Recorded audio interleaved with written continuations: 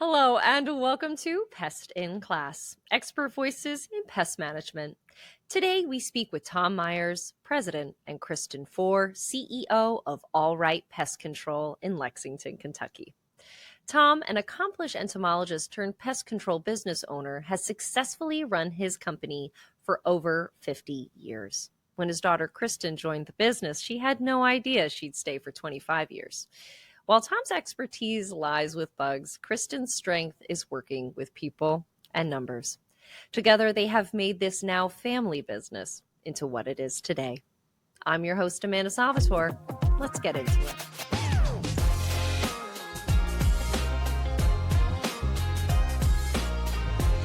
Tom Myers, you are the president, and Kristin Fore, you are the CEO of All-Rite Pest Control in Lexington, Kentucky. And today we will be talking about your experience running a successful pest control business for over 50 years. Thank you so much for coming onto the podcast today.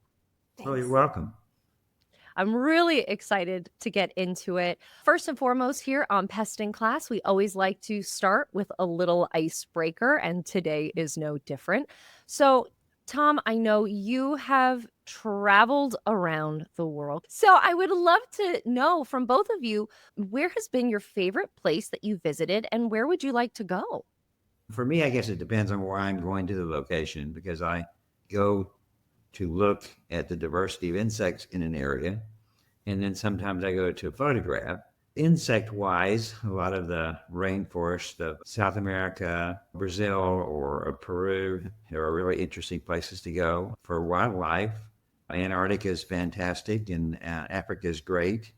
And I like photographing in the Arctic, where the polar bears are too. So it's depending on what you're going for. I don't photograph insects in the Arctic, and not too many insects in the Antarctic, mostly penguins there, but there are a few insects there. But in the tropical regions, when I'm in those areas, it kind of becomes hard to know what to take with you. Kristin, how about you? Well, nothing probably nearly as exciting. I like the Caribbean. I like the beaches and that kind of thing. But I have had the opportunity to go with him several times. I think I was 12 years old the first time I left the country with him, and we went to Belize and Guatemala that time. And I believe that's where you discovered a new species while we were on that trip. So I've definitely been able to see the collecting side and the insect side of being with him on some of the trips too. She got to sleep in tents, and she got to be bitten by 1,000 mosquitoes, and she had a good time. Yeah, I had a great time. She literally got bit by the bug, and now here we are. Absolutely. Tom, I would love to start with you. How did you start in entomology and start your business? How did you get here? How did I start in entomology and how did I start my business are two different things. I started in entomology crawling around the ground when I was probably about 8 years old, collecting insects. And then I decided to go to Purdue University and study entomology at Purdue. Did research there, and I got into pest control because I kind of wanted to do something different, I guess. I was in the university, and what I was doing was great, but it didn't give me a chance to use all the training I had. I had a lot of training in entomology, and you're kind of pigeonholed in one little narrow area. I mean, I liked working with biodiversity. That was great. But I loved the research. But again, I wanted something different I could try on my own. So that's how I got into pest control and started doing that, because it let me use all the training I'd had in different areas of entomology, trying to solve problems. You're a problem solver. I love that. I'm a problem solver. That's one of the reasons I loved research. I love to do research and solve problems, and I still like solving problems. Absolutely. Kristin, how did you find yourself in the family business? I know it was a bit of a journey for you.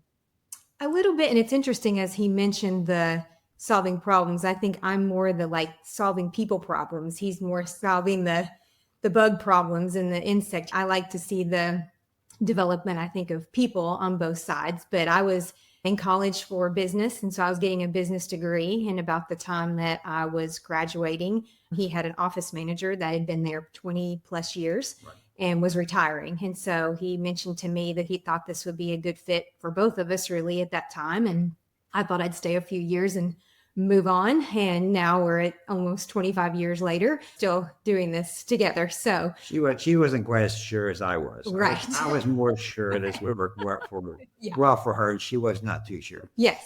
I saw myself in big business somewhere, something completely different than where they were. So it was not like some companies, they have a generation after generation of companies that have been passed down from fathers to sons and grandfathers. And it's not like that with us. It was not a family company necessarily. There wasn't any other aunts, uncles, brothers, sisters that were in the business. It just was really a good fit for me and not an expectation growing up that this is, I wasn't groomed for this, or this was not something forced upon me growing up. And so it was nice to be able to come in with some of the background I had and be able to make some changes there and kind of upgrade things. Again, when you're 50 plus years in business, there's going to be things that you figure out work and don't work, and technology that changes. And so being able to come in there and help kind of build up the office side was a part that I enjoyed. I enjoyed that part of it. And so I think that's just built from there, of taking on more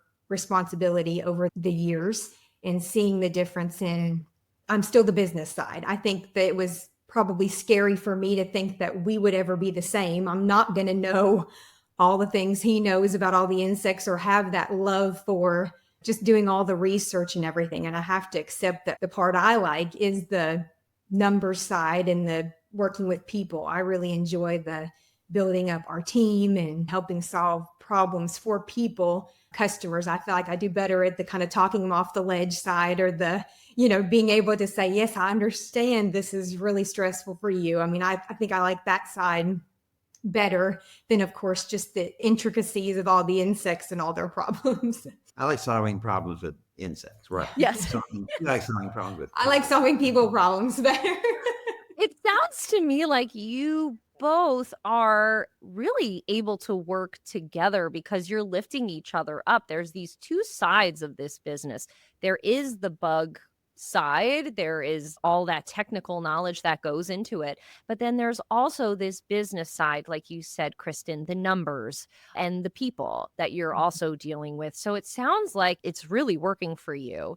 I know that family businesses can be challenging, though. And Kristin, your husband, has joined the company as COO. So how do you feel like you have navigated and balanced professional and personal relationships within the workplace? I think for us, it worked really well at the beginning because I saw him as the complete expert of all of this, obviously on the entomology side, but he had run a very successful business for a long time before I stepped foot in it. So I definitely didn't come in with here's how we're going to change everything. I was 21.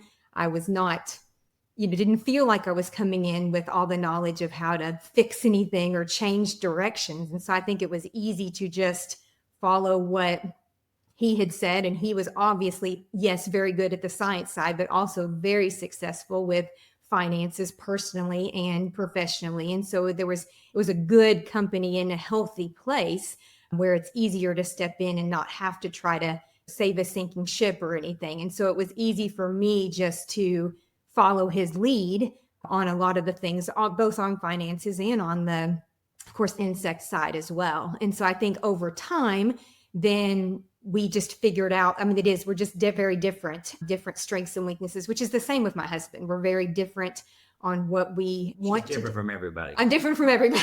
Yeah. I believe it. That's right. So it just makes it easier when you kind of stay in your own lane, and my husband is very creative. So he's much better at, the marketing side. He's also very good at writing. He can, put together good materials, and even kind of like the social media, the technology side. He's very good at those kind of things. And that's not the stuff I want to do. So it makes it very easy I don't have to say, wait, I think this is how that could be done better. Usually I just completely trust that these are things he's better at, and let's go for it. And I think that's the same for both of us. We've seen the difference. And again, as I've taken on more and we have gone in, different directions, I think he can see the difference too, and the strengths and weaknesses of each one of us, that we can complement each other and not, sure, there's going to be things that we may not see the same, but there's never been anything with the two of us or with my husband in the last 2.5, almost 3 years, that's been any issue that we can't figure out. And I don't think we spend Thanksgiving, we don't spend time discussing all the ins and outs of problems. I mean, for us, I'm lucky because he's not, unlike, again, how some of them get passed down from generations, he's not there looking over my shoulder and questioning what I'm doing. He's definitely been letting me do what needs to be done, but always that safety net. Should I not understand something, there's always that support there as well. It sounds to me like there's so much trust for all three of you. I trust that he is going to be doing what he needs to be doing and understands what needs to get accomplished, as well as you had said, everyone's staying in their own lanes. It seems like everyone knows exactly what their job is and they're here to support each other, but there is that trust that it will get done.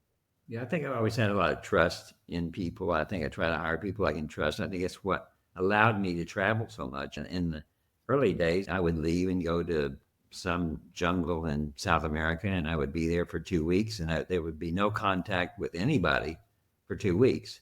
I would be down there doing whatever I needed to do, and the business would be running on its own, because I tried to trust people and empower them to make their own decisions. So I was not second guessing people all the time. I kind of would hire somebody and train the person and then let them start making their own decisions and support them sometimes when they made wrong decisions, because you have to do that if you're going to allow someone the freedom to make decisions, that you're going to remember they're going to make some bad decisions every now and then, and not come down on that person, but support them in the fact that make them, help them to learn to make a better decision the next time. I'd love to dive into this a little bit more with you, Tom.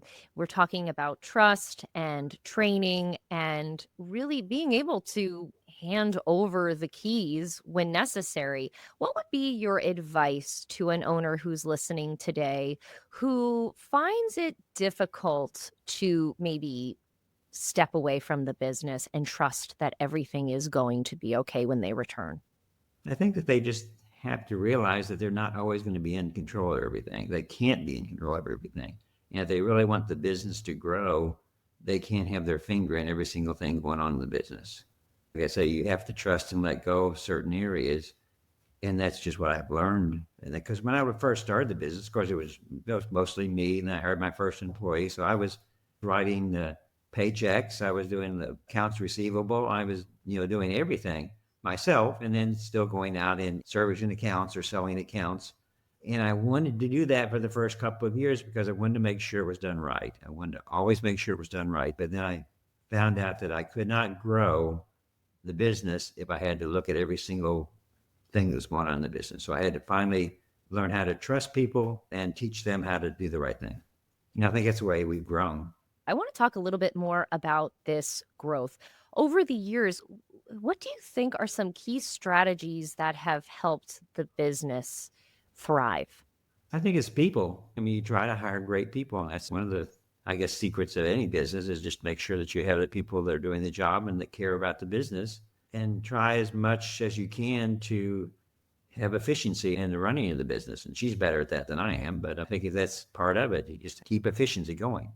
And I think too, just by how you just kind of the rule of life of treating others how you would want to be treated. Yeah. And so I think it's always been very important to us that nobody is selling anything that someone does not need, that they're not being tied into some kind of lifelong contract that they don't need. We've been, it's the good and the bad of not having that sort of commitment to people, but we don't want to have people tied into things that they don't need. And we don't want somebody selling things to people saying your house is getting ready to fall down, you've got to do this. No high pressure sales. I believe our reputation and word of mouth has carried us farther. It has been, I don't know if it's a strategy, but definitely a thing that we're known for, is not coming in and with high pressure sales and scare tactics and knocking on doors and saying this is happening in your neighborhood, but really just trying to meet people where they are and consider it, thinking, if this was my grandma, if this was somebody in my family, how would I want them approached, and make sure that it's all honest communication and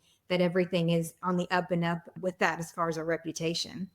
Yeah, I think so. We kind of look at people first and numbers second. I think that's one of the things too. We want to make sure that we're serving the customer and doing what we need to do to improve that person's life. And if we're not doing that, we don't want to have that person be our customer and regret being with the company. We've never done any door-to-door sales. We just go ahead and serve the person and serve the customer and try to show that we have a valued service. We don't want you to sign up for a contract and regret it. We want to have a valued service, and that's what we try to do. It sounds like you're putting customers first. And I think that, of course, when you do that, when you're relying on word of mouth, you're going to be successful. People feel that they're being taken care of and they feel like they're being heard. And that is exactly what you're doing. I want to pivot to this idea of efficiency as well that we had recently brought up. I know that you have been with FieldRoutes for the past 2 years. So, what are some of those features that you feel have really transformed the way you operate the business? Kristin, I know that you're dealing with the software very often. What are some features that you think have elevated? I think a lot of the communication is just so nice. I mean, right now to be able to text a customer easily, be able to hit a button saying we're on our way, to be able to have that level of communication is what people really want. And you start to learn who wants to have a phone call, who wants to have an email, and just being able to tailor things to what people need. I like that FieldRoutes allows those different options and allows using the trigger rules. I really like to be able to send it. You can go ahead and say, okay, well, in 7 days, I want anybody who hasn't paid their bill to receive a text, or in 15 days, I want them to receive an email, or however, and you can touch base in different places to where hopefully you're meeting people wherever they are. With people who have 5,000 unread emails, that's not going to be your place to send a bill. Yeah, exactly. But if you've got your phone all the time, that text message is going to be that reminder you need. And then there's some people that still want something in the mail. And so we're going to do whatever that is. But that software allows for that. And I think that's been great to have those different things. Some of them, again, the trigger rules running in the background, and then some of it just being able straight from a customer's account to be able to send an email or a text. With all the snow we had last week, just that ability to be able to hit the button and send a due to weather, we will not be coming out to, so we're going to be closed tomorrow. That sort of thing's great to think of. When I started 25 years ago, someone had to trudge to the office and get on that, office phone and make those calls, because no one knew who was on the schedule unless you got there and saw the paper schedule. And so just being able to see how that efficiency of being able to contact people and keep technicians and office staff safe to not have to do those things that would have had to have been done years ago. So I appreciate that part of the software. And the reporting, I really enjoy the reporting side of things too, being able to tailor things to exactly what you need and sort through things to get the results you need. Other software programs have had, hundreds of reports, but it's hard to find the exact one you need. And I like that this, you can just tailor it at any time to the filter what you need. I know that a lot of our customers love the trigger rules, and I never really thought of weather and having to go into the office, things being all paper and having to go to the location to get the information that you need. And it's so nice to have the option and to personalize how you're reaching out to your customers, and having that available to you at the click of a button must be amazing. And like we were talking about, efficiency. So I love that it's working for you and that you are finding different ways to utilize the software, including diving into those reports and getting information you need and then working from there with that information. Incredible. Tom, I'd love to pivot to your experience out in the field. You have had an incredible career. You have traveled the world. You've discovered new insects. You have this business that you have been taking care of for over 50 years. I have to ask, what are you most proud of? Probably I'm most proud of the fact that the business did not consume me to the point of losing your family, losing touch with your loved ones, and that type of thing. I've seen some businesses where the people were just complete workaholics, and they are doing well in their business, but they're also have been divorced or remarried and other problems. And so I think it's good to the fact that I've been able to keep everything else running in my life besides a business, because business is not always the most important thing. Tom, that's beautiful. The idea that a work-life balance is what you're most proud of. I think that really showcases who you are as a person and your company values as well. Yeah, I think Kristen's the same way. Kristen's really good at having a work-life balance too. She's involved in other things too. She's working with different charities and working with different organizations and doing things. And I think that's good too, that you just don't think about work all the time, and you can't do that. You need to be very efficient and considering what your business is doing and how it's going to improve. But you also have to live the rest of your life too. And somebody asked me one time, how do you travel all these places? And all you do, you plan to travel these places. You write it on your calendar. You do it, and that's the way a lot of things are done. I write them on the calendar and then I do them. Yeah, once it's in that calendar, you got to make it happen. That's your Yeah, do it. accountability right there. I love that. Kristen, I want to ask you the same thing about work-life balance. How do you achieve this balance? What is it for you that really allows you to step away and be able to enjoy the big picture? I think some of it is that example. I mean, watching him do the same thing, I can't think of a thing that he didn't attend when we were growing up or something we had to change because of a business problem. I can't even think of anything like that. It's interesting that I didn't have any real recollection of any of this. And it's funny, when I first started working there, side note, I went to the chemical room probably one of the first few times, and I was like, this smells like my dad. And it's funny that that was just what I thought of, like when he came home from work and gave him a hug or something, like, this smells really familiar. I didn't know it was a chemical smell that I associated, with him. But I think it's that balance of being able to, same thing, be present in everything, to be able to be involved in my son's life. And that was one of the things he did when he was selling me on this thing that he knew I was going to do for a lot longer than I was going to do, than I had planned. But he had said, when you have a child, if you want to work from home and you want to make this work. And I think that that's the thing, is just going into it without that high pressure from him made it easier for me to be able to balance those things, and not having a corporation where you've got a worldwide numbers you're trying to meet and people above you breathing down your neck saying you've got to meet this quarter's numbers. I mean, not having that kind of pressure is nice, because we are not that way, obviously, with being a local company. We don't have that pressure. And so it's nice to not have to meet demands and put that stress on you. A lot of pest control companies work on Saturdays, and we're closed on Saturdays. We only have a 5-day work week, where many have a 6-day work week, because we value that time for us and for the employees. We figure if you put in 5 good days, you don't need a 6th day there as well. And so I think running everything like that. And then just for my husband and I, we put things in place before we started working together to make sure we knew how to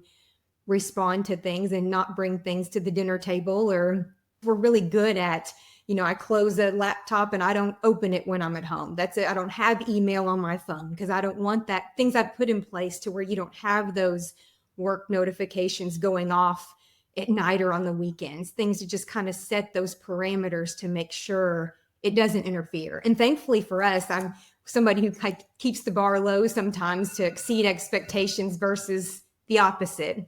And so I think it's been great for my husband and I to we planned everything out going into it and how we would handle things. And it's been nice to not have all those issues that could have come up.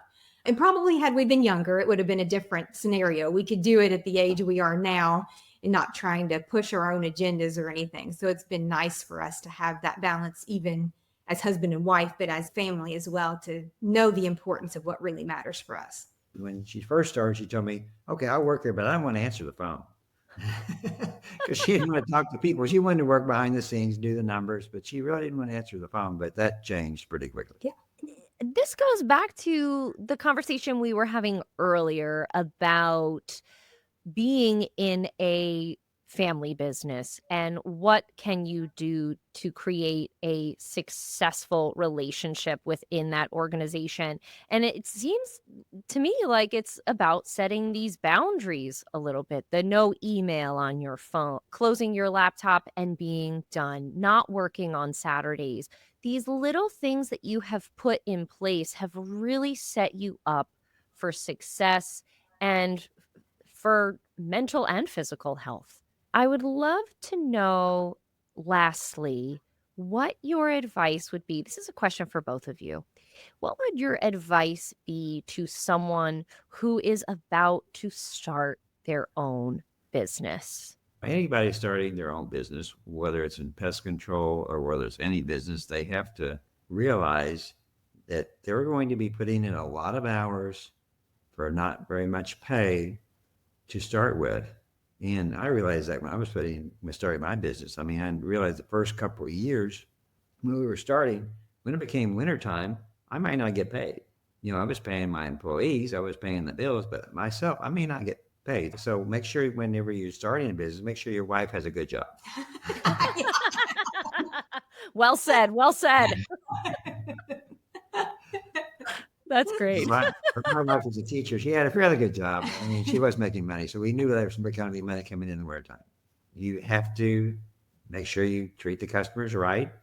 And you have to be efficient and organized and always follow up. Always follow, if someone calls you, make sure you call them back. And there's too many times we had people call us, or we had this company, we called them for a week and we can't get a response for them. Make sure you have good contact with your customers and do what you say you're going to do. Be honest with the people. If you go in there and say you can't do it or you can do it, make sure you can do it. If you see the job's not within your expertise, you better walk away. Don't try something you're not comfortable with. And I would say don't undervalue yourself. If you're coming in with the expertise, don't try to just underbid everyone just to get business. Don't go for the quantity over the quality. You want to have good customers that are making you money. And just with starting any business, watch the finances. That's going to be my side of it too, because I think you can just so quickly get in over your head where, like they say, how many businesses close within, the first year. And that's the problem. We are debt-free, very financially sound company. And that makes a difference when you don't hit COVID and you panic, when you don't hit things where you're just panicking because you have everything so tight that you can't. And again, at the beginning, there are the times when you have to lean things out and see where you need to be. But I think everybody wants to come in where we are on day one, and you can't do that overnight. And just understand that there's a place for everybody. I mean, there's a lot of competition and there's a place for everybody.